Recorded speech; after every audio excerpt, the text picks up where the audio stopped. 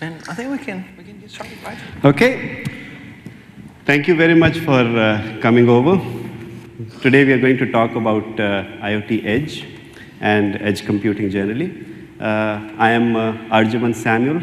I'm from the Azure IoT engineering team. And with me is... I'm Olivier Bloch, and I work in Arjaman's team, and I look after the SDKs.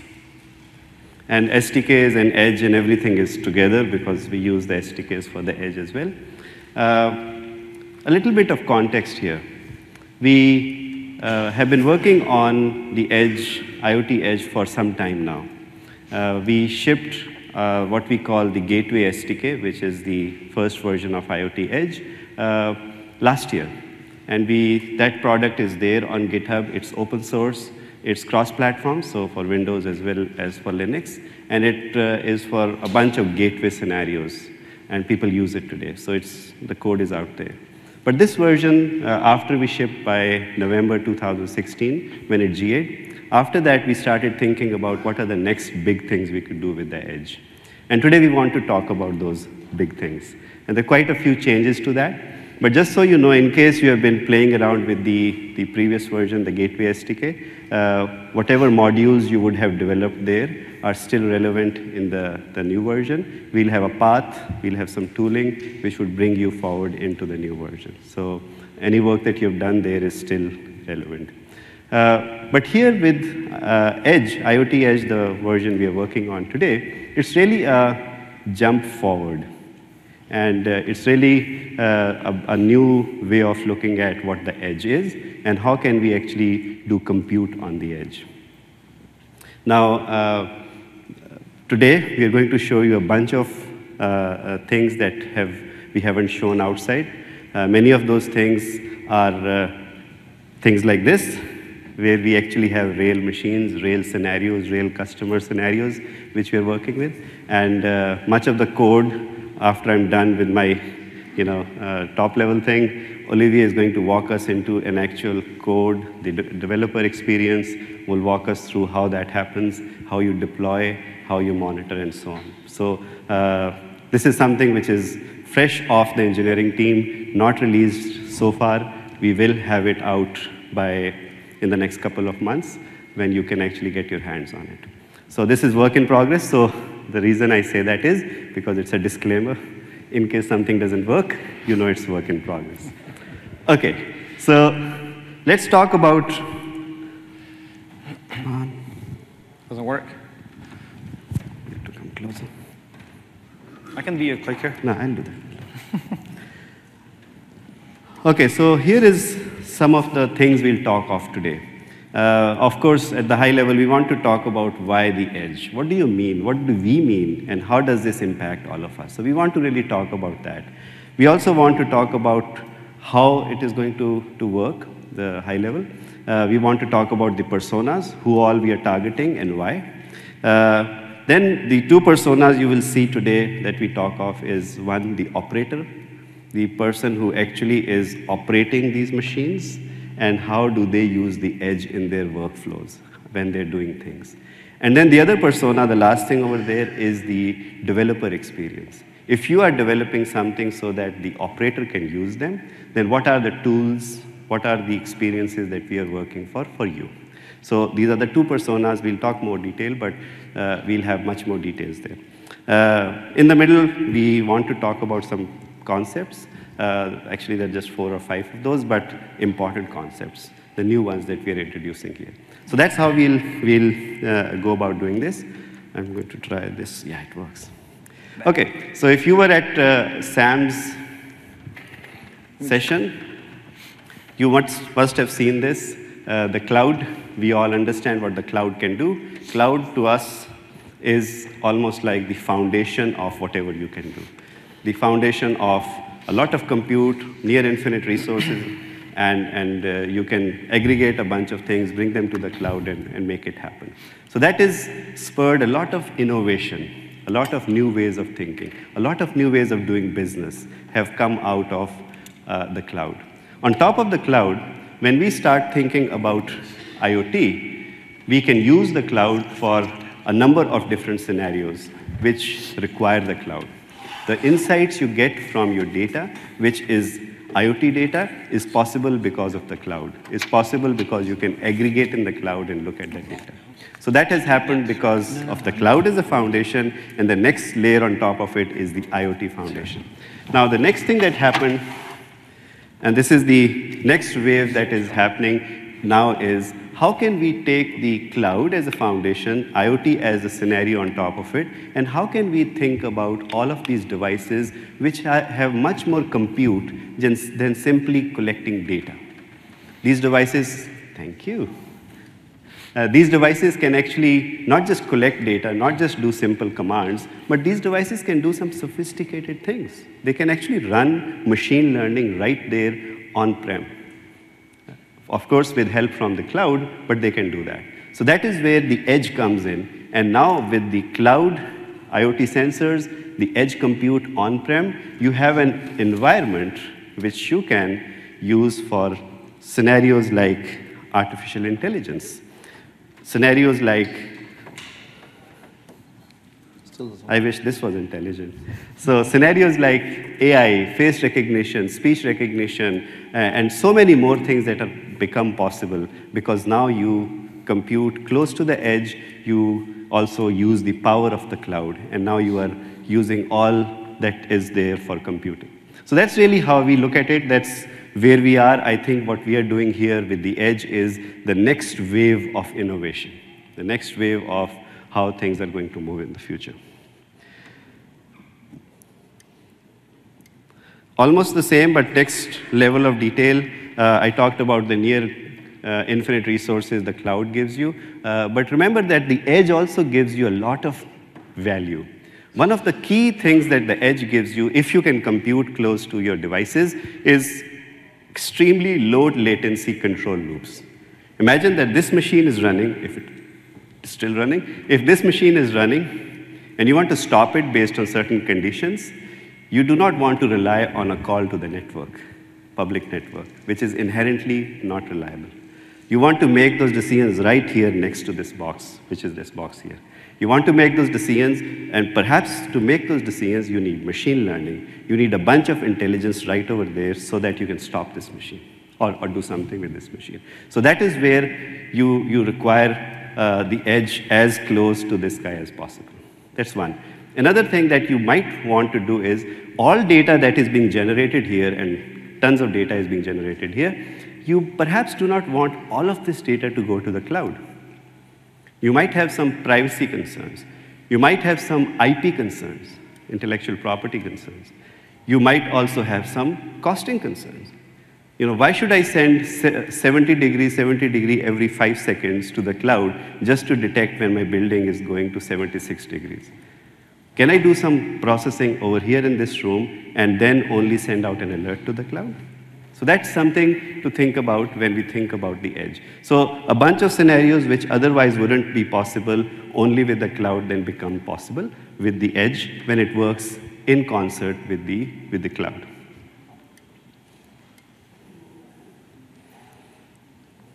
Okay, so we talk about these patterns. Obviously, the thing starts with things. Sorry, pun intended. Thing starts with things. So here is a thing, and these are the physical devices, physical machines, engines, robotic arms, pumps. Those kind of things are what is the basic of IoT. And one pattern is that I want to get insights and I want to do some actions. Now, we were chatting briefly before this. This was possible even without all of this cloud and the edge, right? You could actually get these insights, have an SD card or a USB or some storage or a drive here, get the data off, do your analysis and get some insights, all possible. Cloud gives you something more. Of course, cloud gives you scale. Now you are scaling to millions of devices. With scale, you also get a lot of new intelligence, new insights, which otherwise for a single device you wouldn't have had that. And so this is just one pattern where you can also start controlling these things from the cloud. So imagine now you have centralized control over a bunch of your machines which are spread around the world at scale. So that gives you a new dimension to think about. But then when we move on to to having more control over your devices. The things like IoT Hub give you more control over these devices. For example, device management. For example, security. So now I can actually connect this pump. By the way, when I refer to this pump, this is just a miniaturized version of that huge oil pumps all over, which go up and down all day long. Don't spoil my demo. I know. Olivia has a nice picture for that. So you can actually connect these devices and manage these devices. Imagine there's a firmware over here which you can actually manage from the cloud. All of that is provided now, and all of that at scale. You can only do that with things like IoT Hub in the cloud, which keeps your state, which allow you to consistently move from one state to another state. So those kind of things are provided by the cloud and IoT Hub. Now this is where the edge becomes interesting, where you can bring down these insights, you can bring down all of the alerts and other things that are happening to the cloud, in the cloud down to this device. Right? That is how we think IoT Edge is going to help you do that. So let's get into those personas which I promised. We believe there are two personas that would be playing in this IoT Edge world. One would be the developer, and perhaps many of you, who would actually look at this environment and say, okay, how can I actually develop apps for the edge? What is the app? What is the executable that is running here? Now, one thing that we have done here deliberately is to de-skill IoT. And we have been doing it for a while now. What does that mean? If you look at all the different moving parts, all the different components of this solution, there is a machine, there is a PLC over here, there's a gateway device over here, the edge device, then there's a cloud. In order to put this solution together, you actually need somebody to, or not somebody, you need 4 or 5 people in each of these, one person in each of these areas, right? A developer. You need a developer who understands this guy. You need a developer who can actually do gateway programming. Then you need a cloud developer and perhaps a security developer. So you need all of those to make it happen. One thing what we are doing here is, we are saying that if you have only cloud development skills, you should be able to simply use those skills in the cloud and create your app, your solution, which works across the cloud and the edge only in the cloud. Today, actually, we'll demonstrate that. So you create your end app, which drives this thing, which creates intelligence on the edge, all in the cloud. You test it in the cloud, you debug it in the cloud with the skill set, the developer skill set you have for the cloud. And then it just clicks when that thing comes down here. So that is the de-skilling of IoT developer that we are trying to do, or creating an environment where you do not have to have all these different skills. Just get one skill, and that is applicable to the whole end-to-end solution. Tools which are familiar. Right now, you'll see a demo in VS Code. We want you to have that one environment. And once, again, spoiling Olivier's demo, you will see that Olivier will do the whole thing, development thing, all in one screen in VS Code, everything. Right? Starting from how the module is put together, all the way to how it is deployed, debugged, tested, different environments, all pulled together in one environment. So that is a powerful thing, because if you have that knowledge, that one knowledge, that goes across all of these environments. You're able to develop and test all in the cloud, and then you are able to continuously iterate. Once you find that your solution is working and now you want to innovate on it, you should be able to do that in the cloud. You should be able to have an environment where you simply iterate on it, test it out in the cloud, and then deploy the next version down to the edge. So that's the developer scenario, and that's what we see the developer doing. Let's talk about the operator. The operator is this person or persons who are responsible for actually managing this device, and not just one device, for a fleet of devices. So these are the people who actually go out there and look at, okay, I have the thing working, what are the clearances, what is the output of this? They'll probably have a small HMI on it, and they'll control it from there. So these are the operators. They typically would stage, so they would have a test environment, they would create this deployment which would go out at scale, they would stage it somewhere, they would test it, and then they would put it down onto this device. And as devices come and go, so this device goes offline, changes state, comes back online. If it needs to go to a certain stage, the operator is responsible to make sure that all of these devices work together. And they are, of course, responsible for the operational workflows. When this goes up and down, there is some data that needs to be captured, and so on. So that is really the task of the operator. So talking about operators, I would now, Olivier would come up. Yeah, there we go. And talk about the operator experience through this demo. This machine that we have referred to so much is actually a demo, a working demo. So Olivier will go over it. Okay, guys. So before I jump into the portal that I need to start, because I forget to start it, but that's fine. I want to set the stage here. For those who came to that general session demo, you've seen that.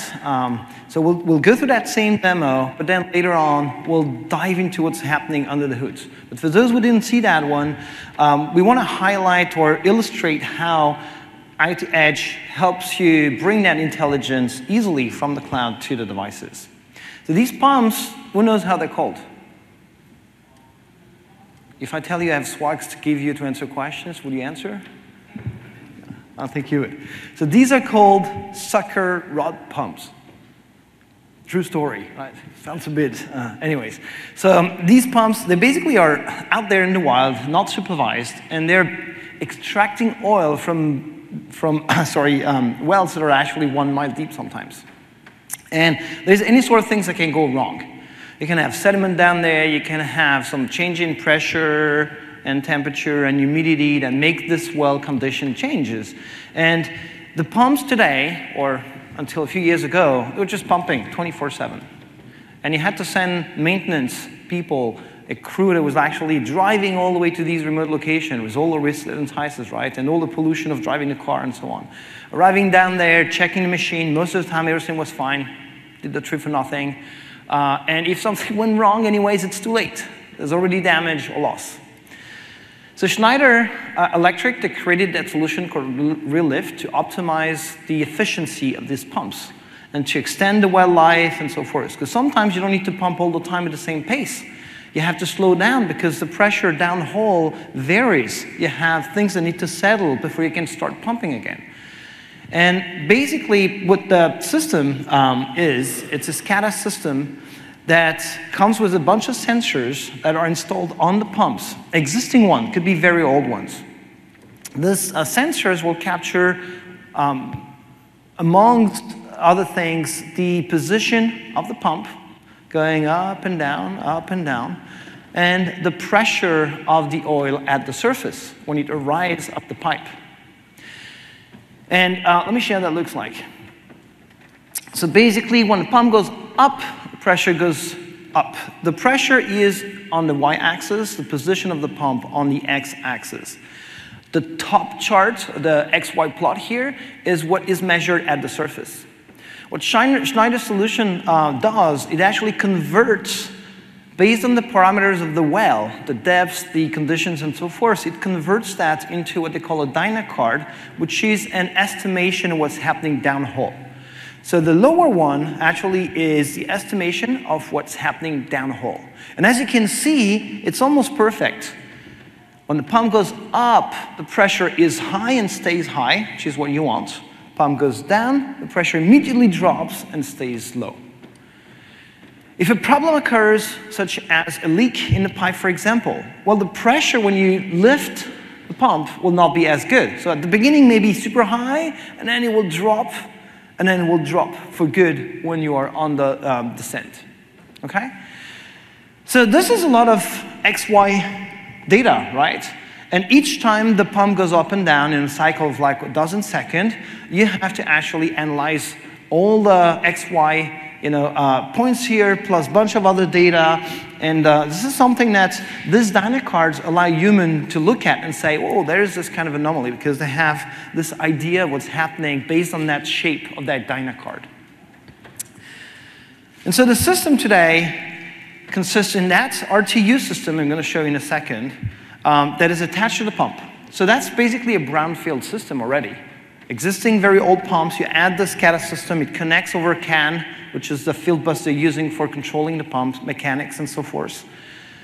And there's a SCADA software that runs, usually in some server next to the SCADA system, next to the SCADA pack here. And that one actually will retrieve the data, and if not supervised with someone looking at this chart, eventually it can know there's an anomaly that happened, or actually a failure that happened.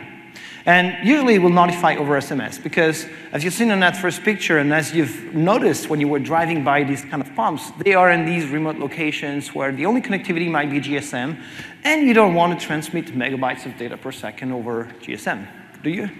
Unless you work for AT&T, you don't, right? And so basically, what's happening is that they just send an email alert or an SMS alert once, very little data used there, and there's an operator that is sent on site to verify what's going on. So this is so-so in terms of efficiency, because at this point you've not done anything predictive. You just looked at the data locally and say, hey, yes and no, there's a problem, and someone has to come and determine when to do the maintenance and so forth. So we need to bring the data back in order to train machine learning algorithms, which is what Schneider is doing today already, working with machine learning and training models in the cloud. So they gather Dyna cards from tons of these pumps that are out there. They develop these very rich models that it's not a matter of replacing experts. The experts are still designing these models, but at least they don't have to drive all the way down to these pumps to go and look at the data and determine there's a problem. They can stay in their office, sitting there, and they have machine learning algorithms doing a lot of work, and they just design these machine learning algorithms. But once again, the data is to be brought back to a place that it can be uploaded to the cloud, and this is done manually today, right? Or on a very expensive connection. So here's what's going to happen using machine learning. And interestingly, actually, they published a case study yesterday. So that means they're committing to implement this solution. This is awesome. They're going to add an IoT Edge device at the edge, next to the RTU system. That edge device will be managed from the cloud. So when the device will come online, and you'll see how that happens later on, it will ping IoT Hub and say, hey, I'm this new edge device. Do you know me? The cloud will say, yes, I know you. You need to work with that configuration. And that configuration basically will tell the edge device what modules it needs to load from the cloud and run locally. And these modules, as you'll see, they are unique entities, software entities that have a specific task to accomplish. One of them consists in reading from Modbus to connect and retrieve data from the RTU system here. Another one will convert the data into something that is digestible by the machine learning algorithm. That algorithm has been trained using JSON formats.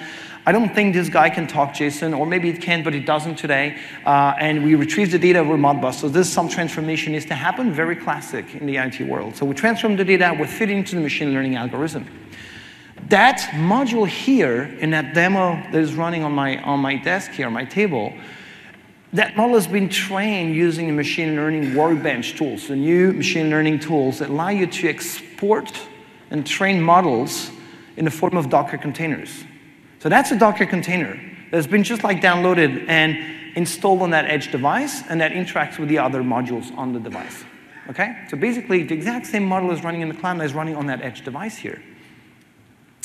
If an anomaly is detected, the system can notify the local system, indicate, hey, there's an anomaly, we might want to stop, or notify someone through SMS that there's a maintenance that needs to happen because in the next 2 weeks, eventually, that machine is going to fail.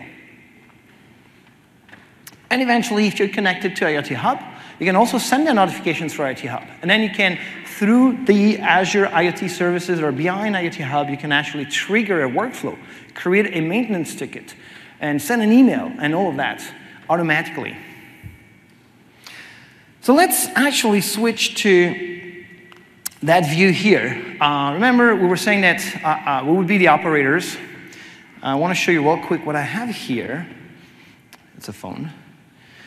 And the phone itself will allow me to show you what's going on the table, because you don't see it, and that's kind of a shame.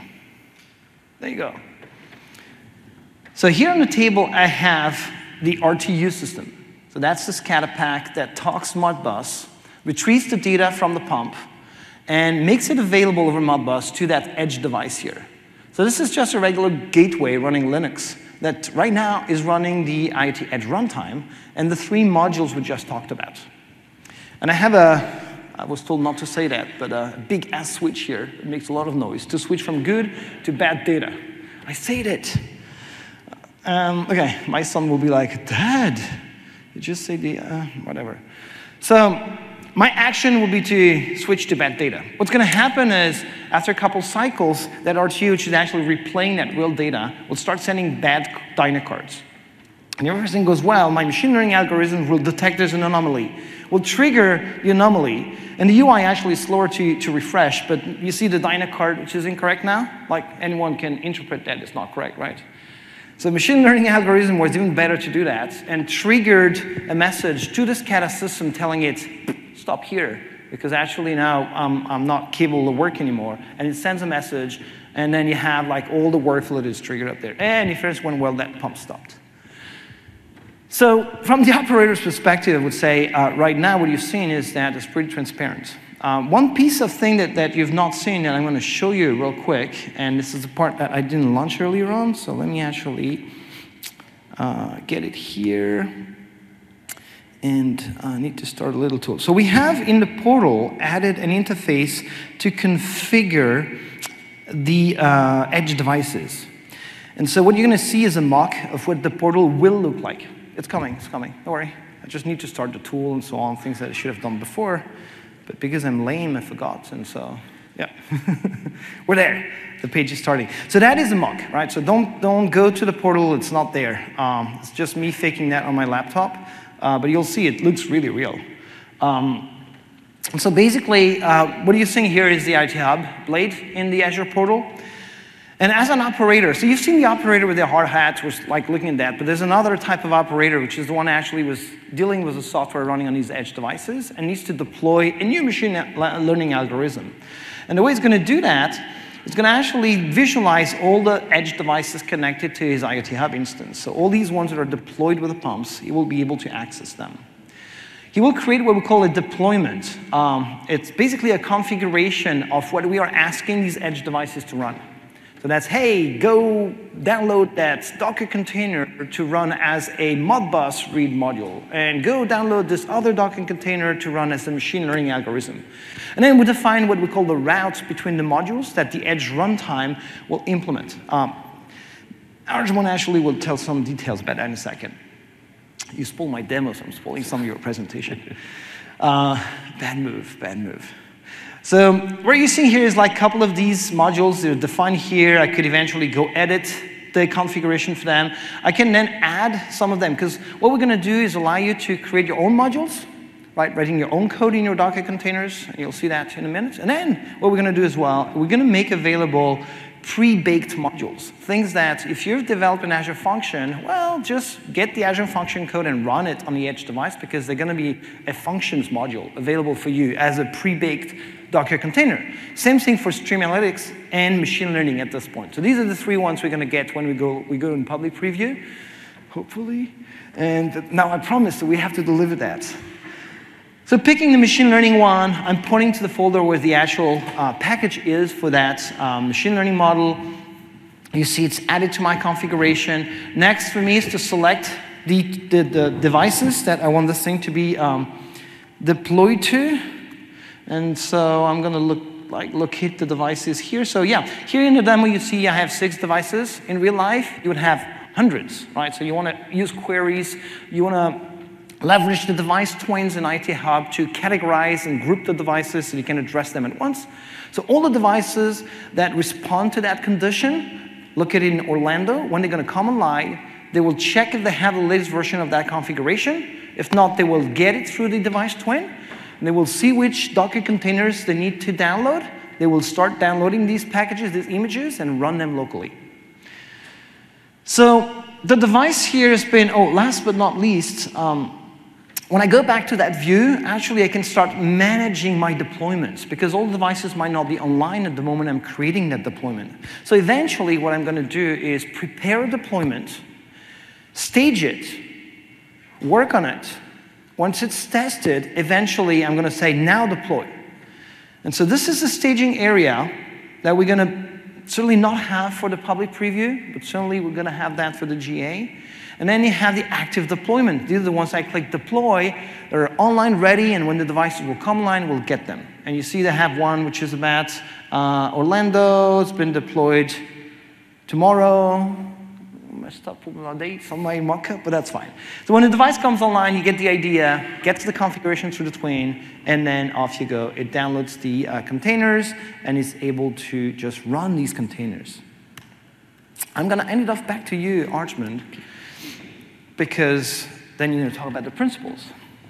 Okay, so now that we saw this demonstration of the operator scenario, how an operator can actually package different modules and as containers and bring them down onto this device from the cloud, all through configurations in the cloud. The operator did not have to come down and do any configuration here.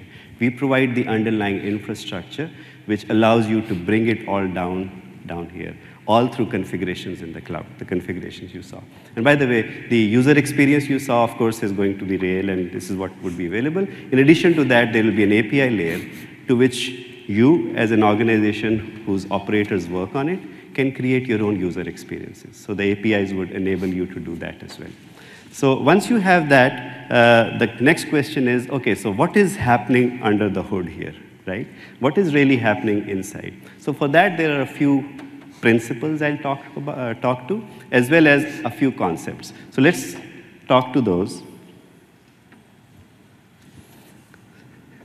If you think about what we just demonstrated, and if you think about it that there is no security around it, we are not doing any kind of verification of what is coming down, we are not doing any kind of signing, verification, and so on. So what we would have created, if we were not doing that, what we would have created would be an ideal malware injection system, right?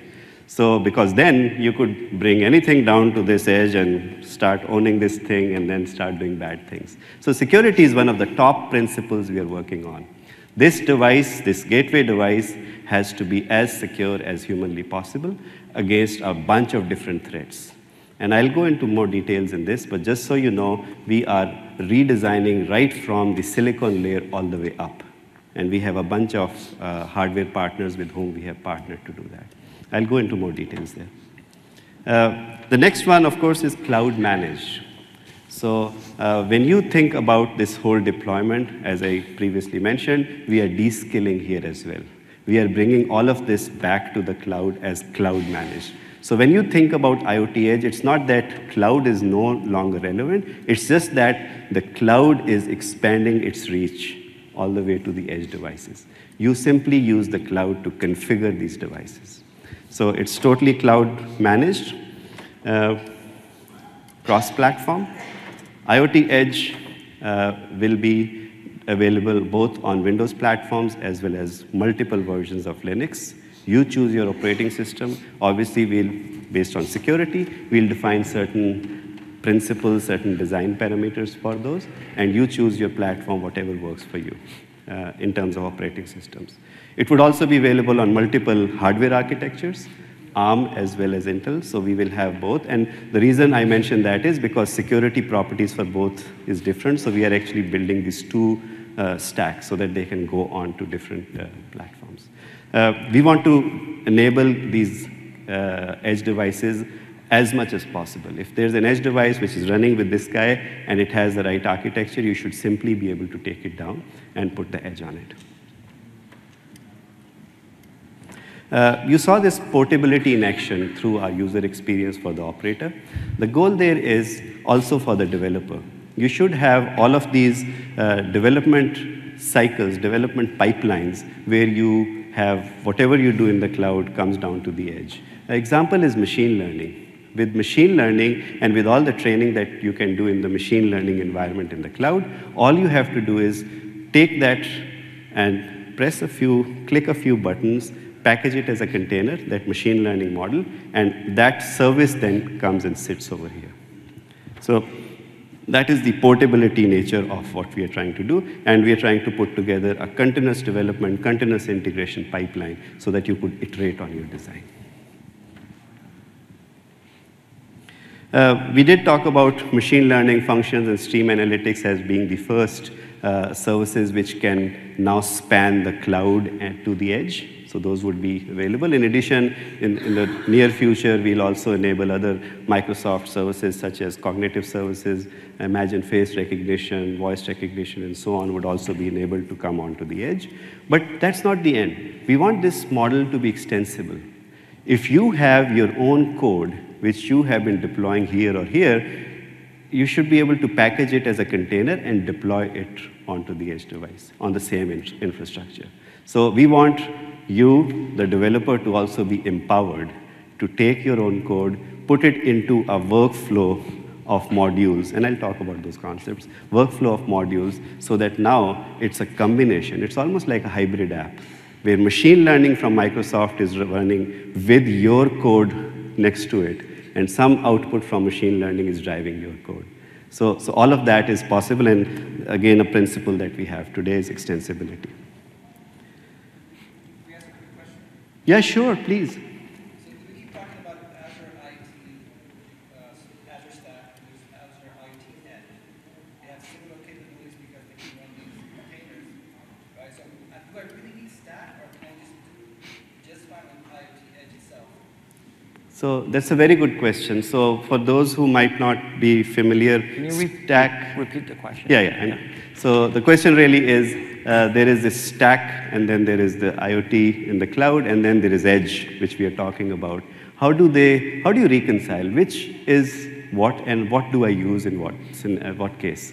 So I think the answer to that question is scenario driven, right? Stack is bringing the cloud on-prem. Right? So there is this whole cloud, all services that we have, you could bring them on-prem, and now you could actually conceptually cut your link to the cloud, and you have the whole functionality right there on-prem. What we are talking of here is a device which is not as big as a stack rack. Stack comes in a rack, by the way. This is a gateway device right here, which is sitting next to this device.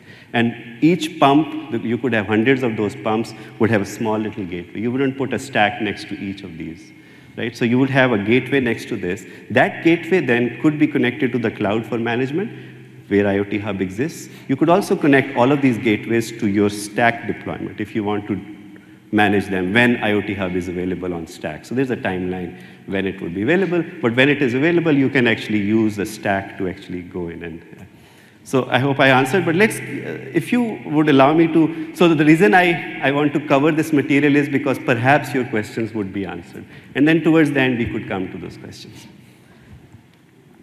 Okay, so security, as I said, is important. We are enabling security for multiple platforms, multiple architectures, Linux, Windows, as well as multiple x64, ARM 32 and 64. So we are actually going to do that for all of those platforms. We are going to rely on standardized protocols.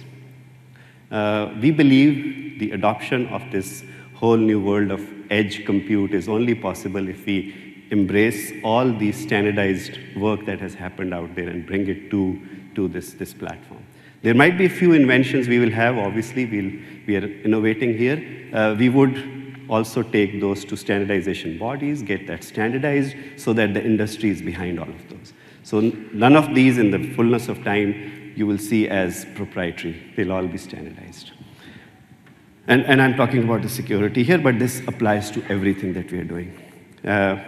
We also, the third principle here is important because the developer who's developing all of these edge applications needs to be abstracted out from the details of hardware, right? Those are pretty complex, at times very specific to the platform you'll be deploying, and we want to create, and this is really the abstractions and the API layers we are providing on the hardware, which allow you to do that.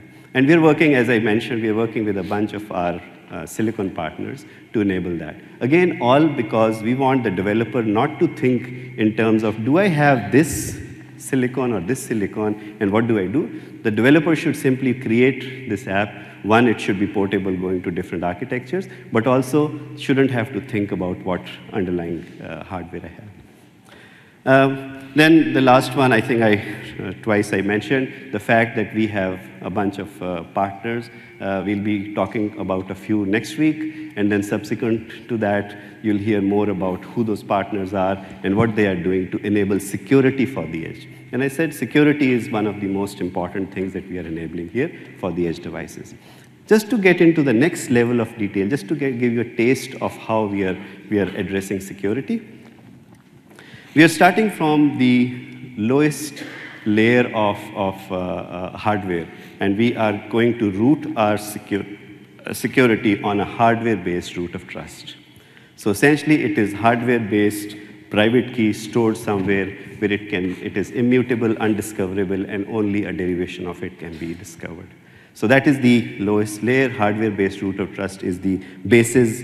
We are calling it the trust anchor. Well, the industry calls it the trust anchor, and we are basing our design on that. And on top of it, we are creating these layers, we meaning the royal we, us as well, our partners together. We are creating these layers upon it. For example, secure boot and secure updates. So when you boot a device, it should be attested. You should be able to see if this is the right firmware and then the upper layers or not.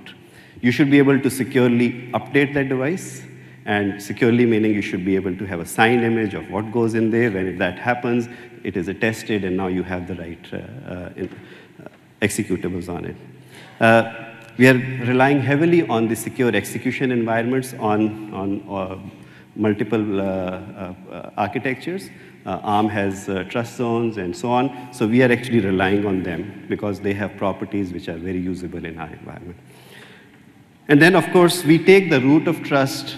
Essentially, we chain this trust all the way to the execution environment.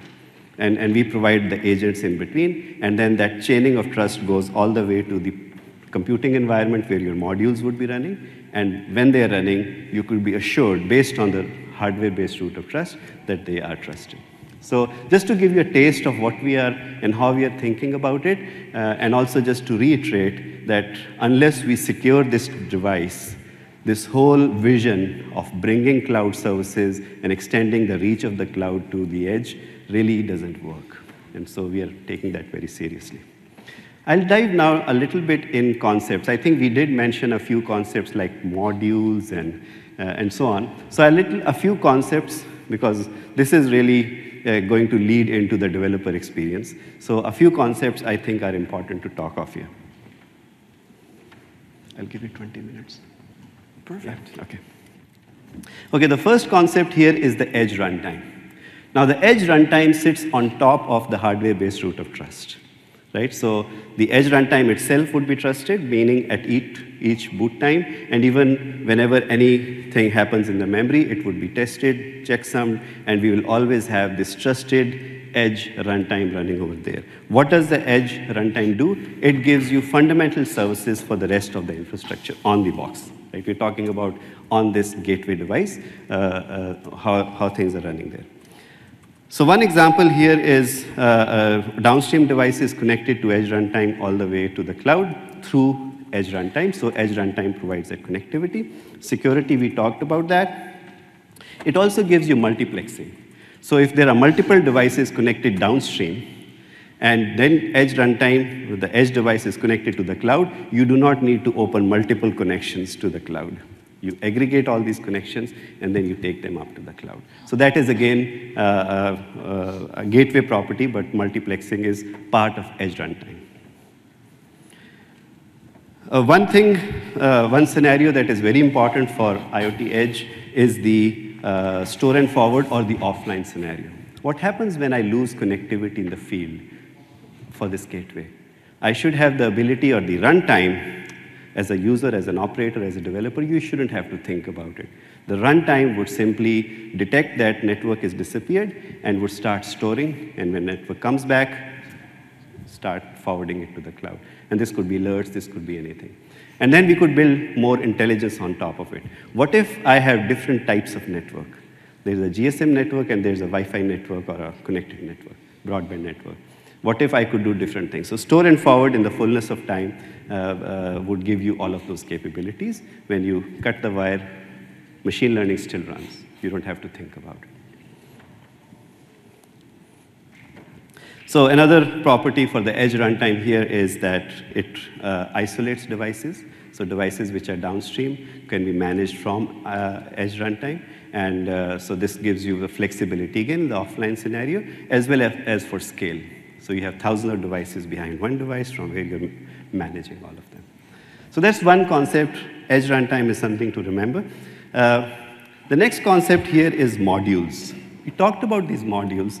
Modules are really a unit of compute on this gateway, on this edge runtime. And they sit on top of the edge runtime. Now modules,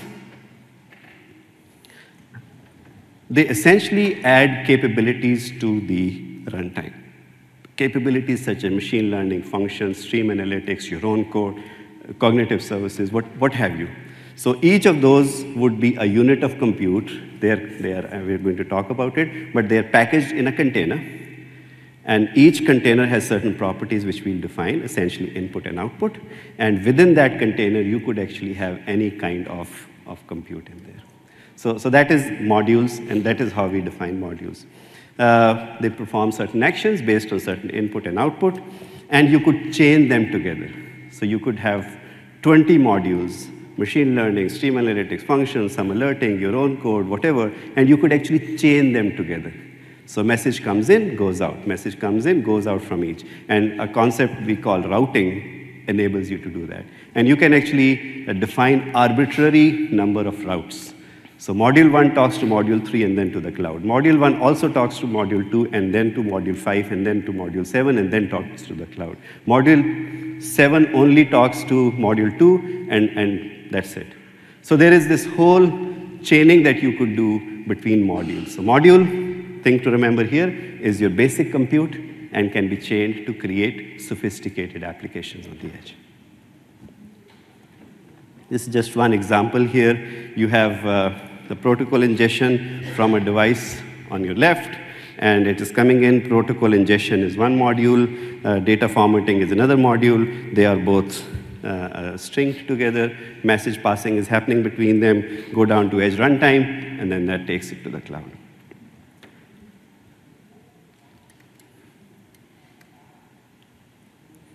Okay, so then the next concept here is cloud offload.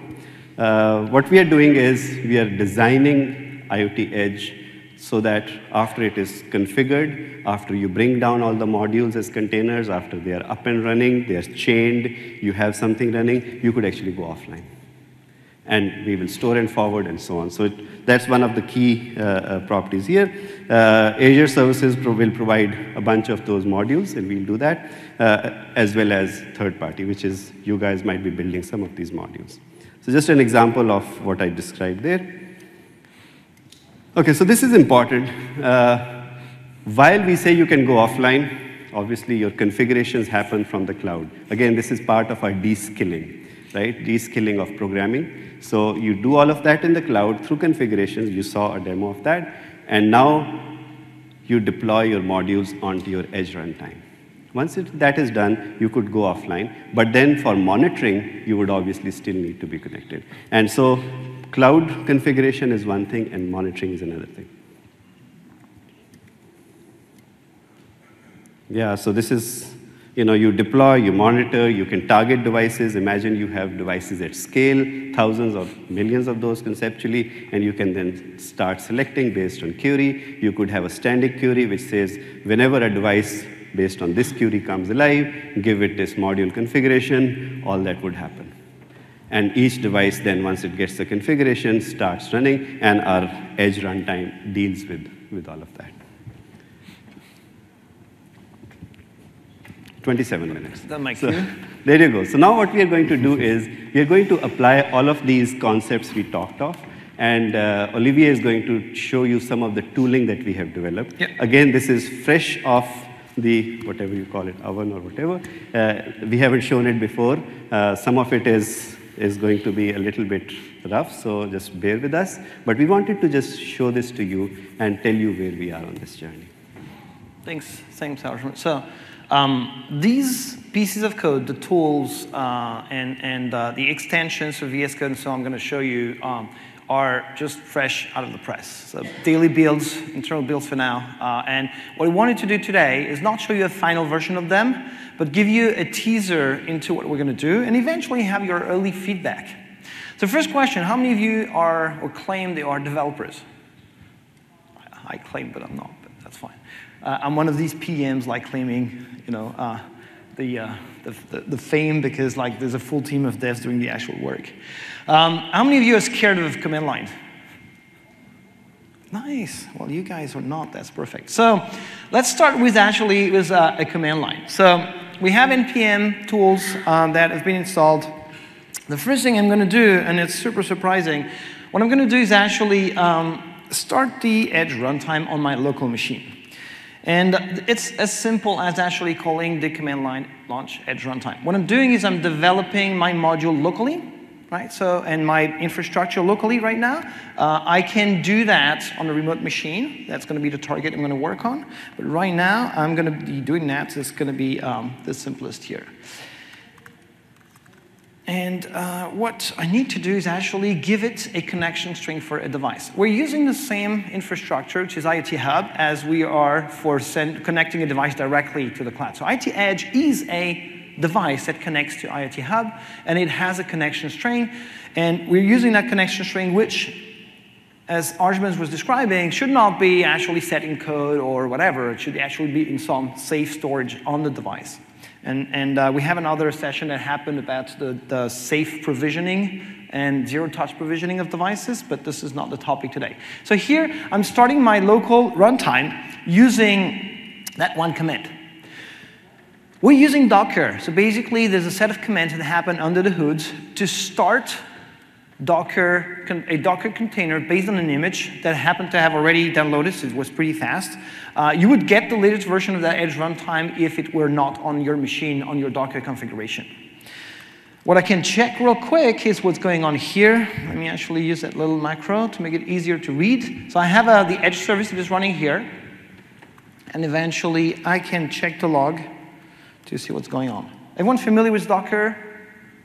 Yeah? No? OK. Anyways, I'm going to use Docker a lot. So this is what happened for starting that runtime. So you see no rocket science so far. It's almost like some kind of a disappointment because it's too easy. And I got this comment already about the pre-day. What I will do now is show you a deployment. What I want to do is deploy a module. So I only have the runtime now. I want to deploy one module. So we have a module that is ready to go, which is a temperature sensor simulator. It's going to start sending data, temperature, humidity, to the rest of the system. So that image has been published on an internal repo, which is basically, at the end of the day, where you're going to publish. Going to be on the Docker registry or on your own Docker registry, right? So once you've prepared an image, and we'll do that later on, you just publish that for the runtime to go pick it up based on that JSON configuration. So this is a deployment. This is a configuration that I mentioned when I was showing the portal. When creating a new deployment, we're defining what these modules do and where the image is to be found by the runtime. So this is that exact file here. So what I'm going to do is actually use another tool, which is called Edge Explorer. If I can type. And what I need to do is first log in. And what I need is the connection string for the IoT Hub. I'm using environment variables for the demo here so that you don't see my connection string and hack my IoT Hub while I'm doing the demo. You're laughing, but some people do that. So what I need to do now is create a deployment. So I'm using an Edge extension for that Edge Explorer node tool. And I will create a new deployment. And it's using that JSON file. And I'm going to deploy to a device called Edge device, right? This is the one that actually I deployed the runtime onto. So what's going on now is my command line is talking, if I did everything correctly, it's talking to IoT Hub and says, hey, For the edge device, please have this JSON staged so that the next time the device comes online or the edge runtime actually pings you for the state that you want him to be in, it will know that he needs to do something. And if I go back to this guy here and see what's going on,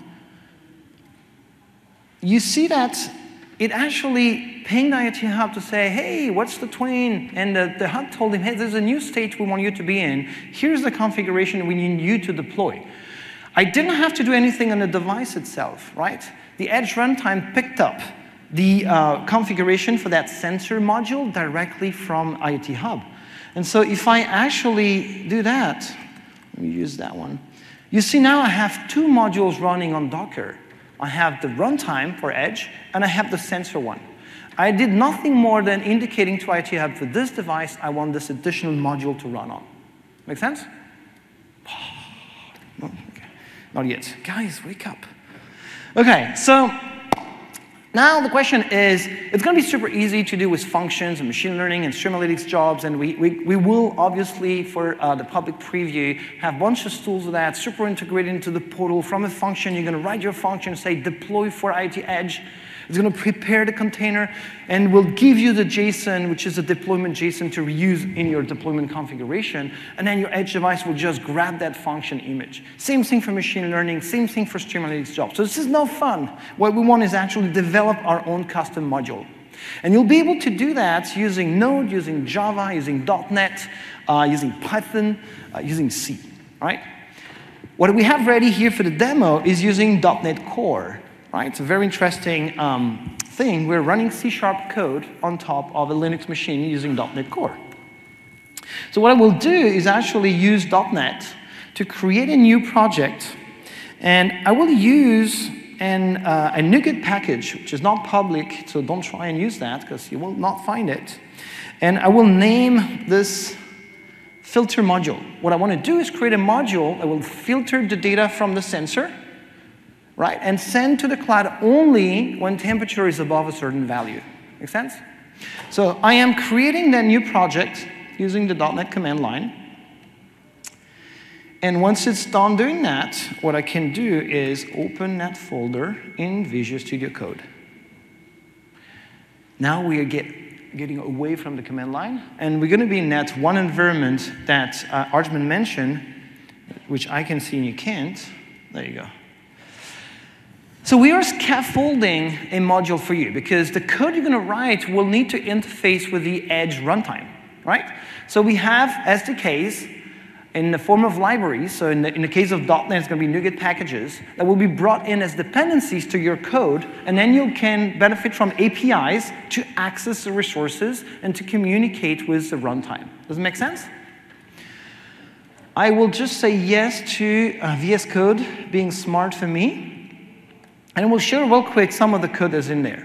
This scaffolding is a bit more than what you're going to get, because actually developers made sure that I would not mess up this demo and it would just work, so they put the code in there. Don't trust me. What you see in the program is here a value, which would be the threshold. That value can be configured after the facts using what we call the twins, so the configuration through IoT Hub of a module. Each module will have its own twin on IoT Hub, the same way devices have their own twin. So each module will be configurable through device twins and device methods from the cloud, meaning you will be able to address them uniquely from up there. So if I want to say, hey, on all the devices in building 43, set the temperature threshold on the module, which is the filter, to 25 Celsius, then I will be able to just push that from the cloud, and it's going to deploy to all the modules that fit whatever rules and queries I prepared to that specific desired state. In my main, I'm basically getting some environment variable. For that module to connect, it needs to get information about, hey, who am I? You can run the same module on different devices, and so each of these running an edge runtime, and the runtime own the identification and the connectivity to the cloud. So basically, the modules can query the runtime for information about that connectivity. Another thing I want to show you real quick is what's going on when you're creating the module here is we're using the device client, which if you've been doing some development, if not, come to my session tomorrow, we're using the same client as on devices. We're basically, we're not reinventing the wheel here. If you develop some code that runs on a device to communicate with IoT Hub, well, that same code will run within a container in a module on IoT Edge. They're not super excited, are they? Yay! I am.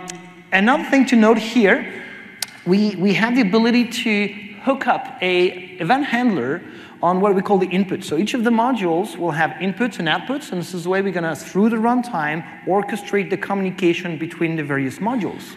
So here in the code, creating a new input is as simple as attaching a handler to that input. And the SDK that you're going to use for these modules will take care when they receive a message, say, oh, it's coming and it's destined to input 1, then, hey, trigger that handler, right?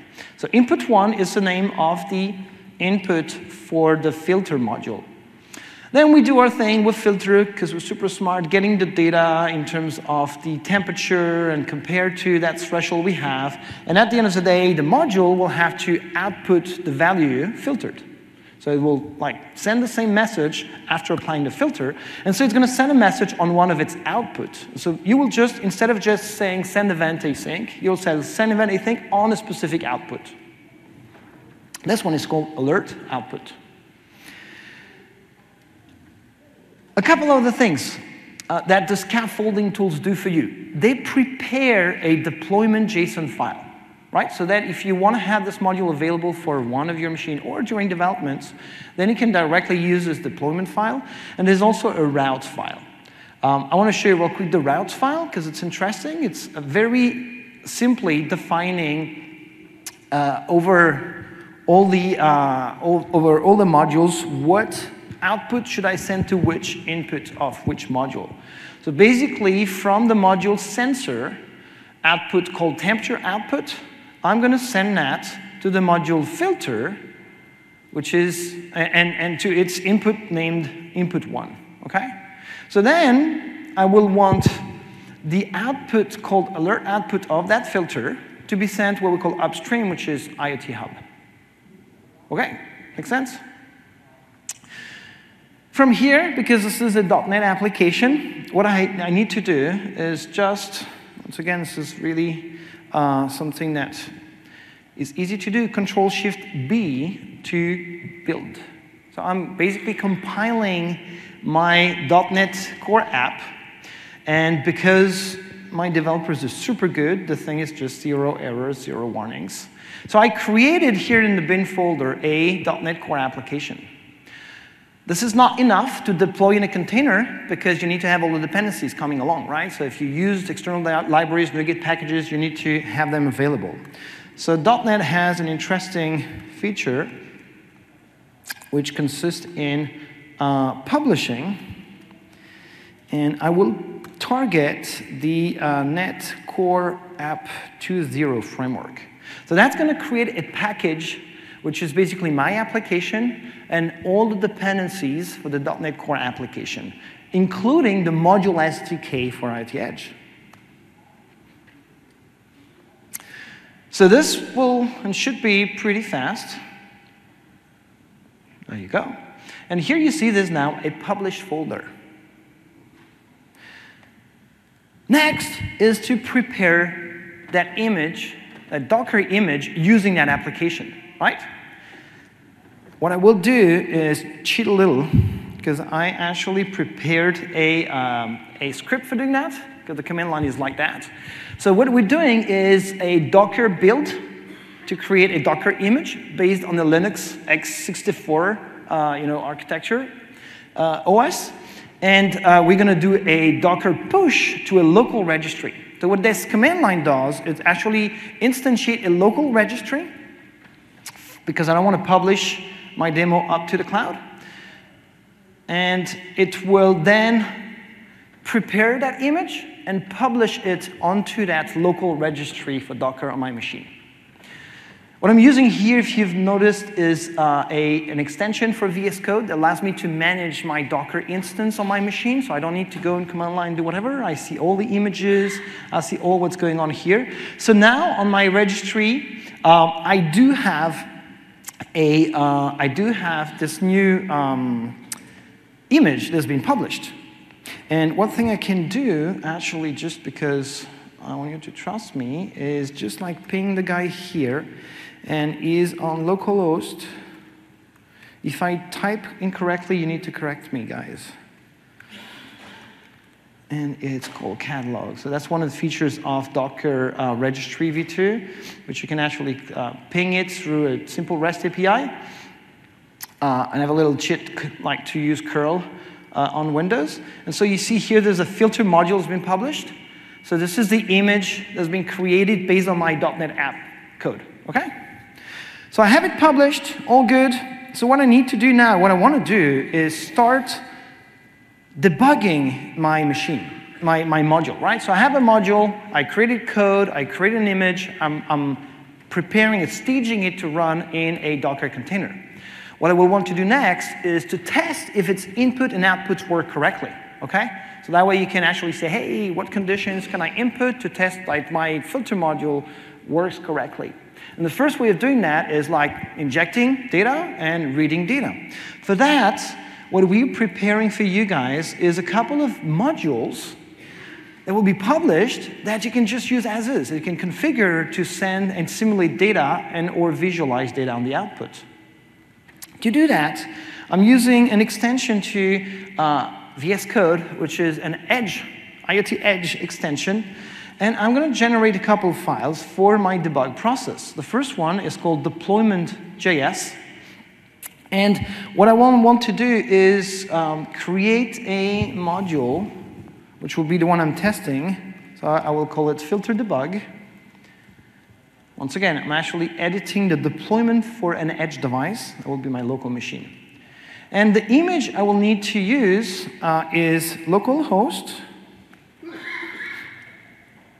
And it's been published as filter module, right? So basically, I'm telling Edge runtime, create a module called filter debug based on the image that you will find there, and it's called filter module. Simple. And then we have the input simulator that comes from one of our devs, Docker repo, Docker registry. And this one is called input simulator. The other one is called output simulator. All good? The other thing we're going to do is create routes, because if you want to have messages coming from this input simulator into my filter module, I need to indicate that to the system. And in order to do that, this is where I usually mess up, which is, and you're going to help me try and remember what are the names of the modules and the inputs and the outputs, okay? So basically, the input, the module name is filter debug, right? That's the name of the module. And the input is, thanks guys. I appreciate the support here. And in terms of this guy here, it's called filter debug, right? And for the output name, it was alert output. Yes, okay. So I have everything ready to do a local deployment of an Edge runtime that will run the three modules. Simulating data, filtering the data, which is what I'm debugging, and visualizing the data. Before I start it, I'm going to kill these two containers here, because I'm going to use the same names. And once again, because we want to make you guys more lazy and faster, we have tools for you that will automate a bunch of things. What I will do right now is do in the back, it's gonna create a new Edge device. Well, actually, it's called Edge Dev.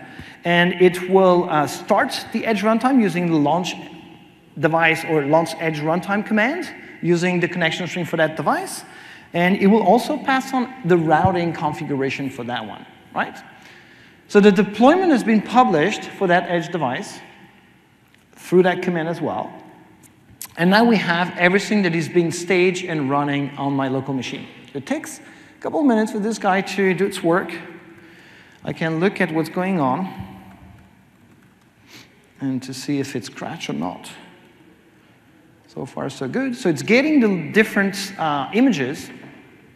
I didn't download it yesterday in my hotel room, so that it doesn't take too long. And it's basically executing, starting these various modules. It should not take too long. Once this guy is on, I have everything there. Everything is running. Cool. So what I can do from the tool, once again, is verify what's going on. So I can see what the logs are for the module that is ingesting data into my filter module. And you can see here it's sending temperature that goes from like 20, 17, and some up.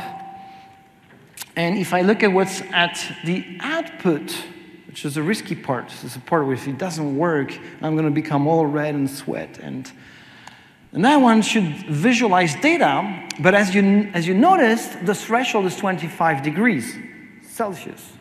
And I should not see anything that is below 25 degrees Celsius, right? So here, you can trust me, there will be no thing under 25 degrees Celsius. So that's all cool and fine. One thing that I can do, actually, is change the input template. That's the configuration for the input simulator. And I can tell it, hey, start sending things that are a bit different here. Like for humidity, for example, I think you're not sending high enough. Let me do that. 300% humidity, like in Orlando. And I'm saving that configuration. I'm going to say now, where is the update? Let me actually do that. Update interval. Oh, actually, deploy input templates. So that actually is sending a new configuration to the input template, and I can see what's going on my output now. And I should see humidity that is actually now above 200. Okay? So I basically simulated this data. I can configure that input simulator so I can test my, my filter module, right? Last but not least, because there's more. Stay. This is the fun part now. This is the one that is even more risky than any other one. What I want to do is debug. All right? Input, output is not enough. I'm using Visual Studio Code, and we're leveraging a cool feature.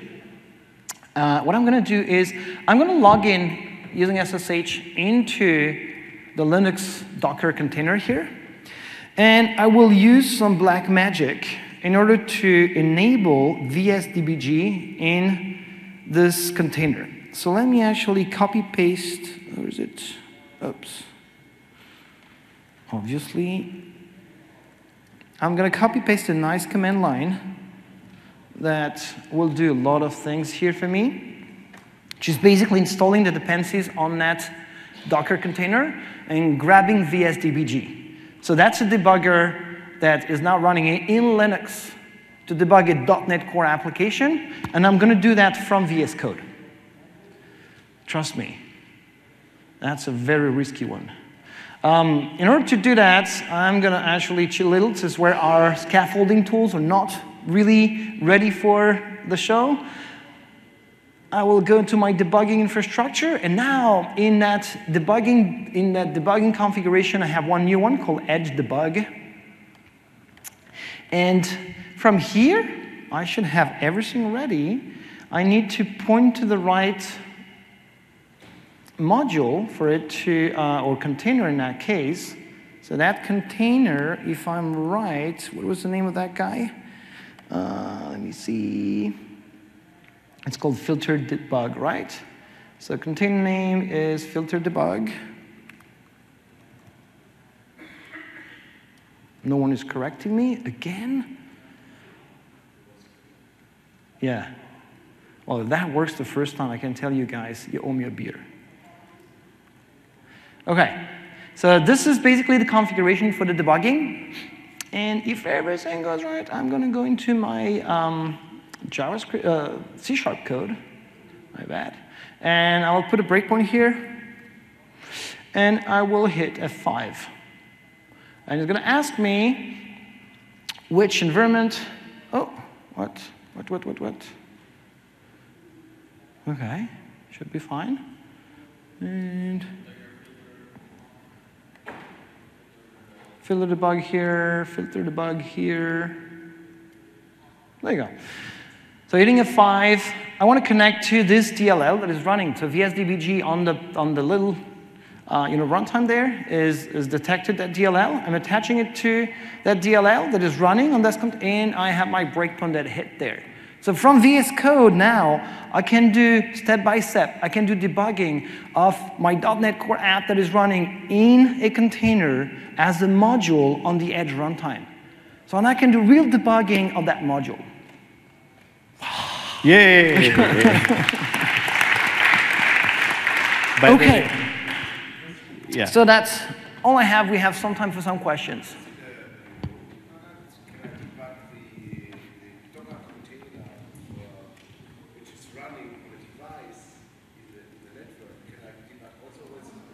Yeah. So the question is, can I, the answer is no, will I be able to do cross-debugging on an actual device from VS Code into a Linux VM running on the Windows host or Linux? Yes, you will be able to do that. Another question. So you guys are getting pretty far down potentially into the Purdue model. Have you given any sort of thought as to, when you think about process control and the Purdue model, which kind of secures the different levels of controls, how it integrates with that Purdue model? Because effectively, at least in terms of what you're talking about, you're connecting a level 1 device all the way up through the cloud, which is something that is typically in conflict with the process control Purdue model. We do understand the security risks there. We do look at the threat vectors and the attack vectors that are in that environment. And we do understand that we are actually taking a device at very low level and taking it all the way to the cloud. And not just that, we are bringing down configurations from there down to that low-level device. And hence, we are actually looking at this whole infrastructure right from that root of trust all the way up and chaining that root of trust to the executables that would be running there. This is new. I think we are stretching the envelope here. Definitely we are stretching the envelope here. We are also working with it's not just we, it's the royal we. We, meaning our partners and all of us, are doing a lot of work just to enable that end-to-end security. So to just tell you this is new, this would require the whole community to sign off on it and say, yes, it works. But I think we are addressing it in the right way. Microsoft and our partners have been doing such security for a long time. So we do understand the attack vectors. And it's just to get it right. And that is why it's not just us, it's our partners as well here. But thank you for that. We do understand that that is a big concern here. 2 questions. So one thing, the edge device now becomes a single point of failure. So I'm interested to know what you guys are going to do behind the scenes, or any advice how to make sure that that doesn't fail, because that's down, everything is down. Yeah. And the second question is that, can the module deployment that you guys showed, can that replace MDM, for instance? Can we say that, yeah, this is a great way to kind of download and install new software across all of our devices? We're inside a factory, and we have all these tester devices that test, devices that we build. We build Surface devices, Xbox devices. So can this replace MDM?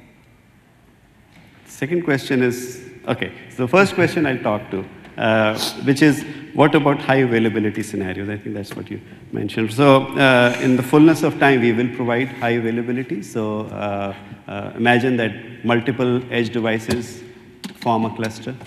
And that cluster, then all you need to do is define my module goes onto this cluster. And then there are some placement constraints, and then there is a model which rebuilds it. So, and based on those 2 models, placement as well as recovery, you actually have a high availability scenario in that cluster. So that won't be today. That's more vision that I just described. But we do understand the industry, the scenario we are going to, this guy, it requires that kind of work, but steps towards that.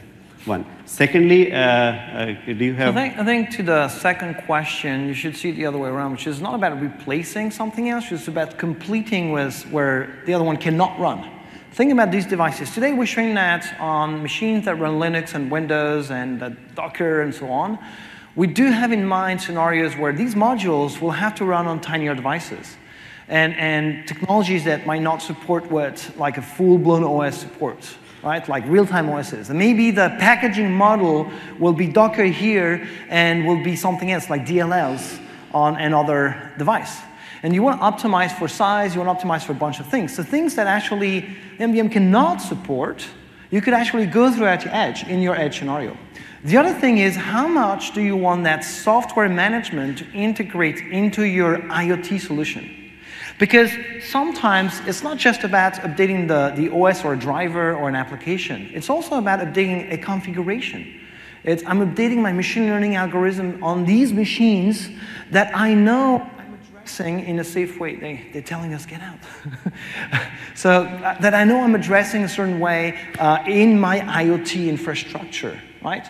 So it's not a matter of like replacing. It's a matter of like complementing it, right? Does that make sense? Yeah. Thank you. Any other question? I'll continue disconnecting and so on, and we can. Thank you very much. Thank you, we guys. can talk because I think they want us to.